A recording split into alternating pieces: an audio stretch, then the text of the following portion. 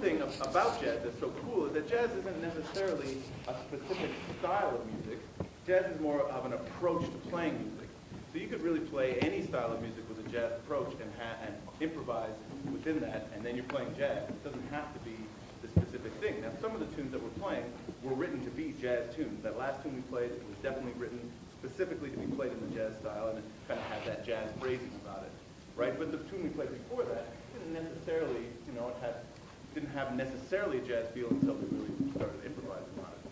So the difference between a tune that's written down and a tune that's improvised, you can think of a tune that's written down like you're telling a story, but you're reading it from a book, right? And that doesn't mean it's not great and beautiful. You can tell a beautiful story, and the person who's performing the written piece is like the storyteller, and so they're putting their own colors and touches on it, and they're telling the story in their own way, but it's still written down, and so it's going to be the same story every time, but it's going to be told in that specific way.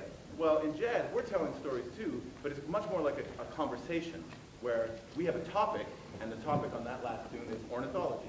That's the name of the tune. But whatever the topic is, we have a conversation, and we sort of we're not necessarily telling a story, just kind of having a conversation within that framework. And so the thing is, how do you have a conversation? Well, you have a conversation with words and language. And jazz has its own language. And how do you learn a language? Well, you learn a language by hearing other people speak that language. Well, so the way we learn to improvise and the way we learn to play this music in a coherent sort of language is we learn by listening to the people who play the music, at a really high level. And so we listen to all the guys who played it through the century that jazz has been around.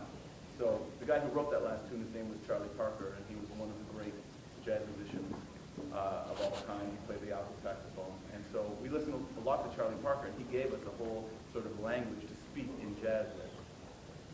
Now, one of the things that's cool about jazz now, as opposed to jazz of old, is that we're incorporating a lot of different things into it and approaching all sorts of music in a jazz form. Obviously, we've got some technology here, so we're using technology in jazz, but also we're importing music from every style and playing it in a jazz, with a jazz approach.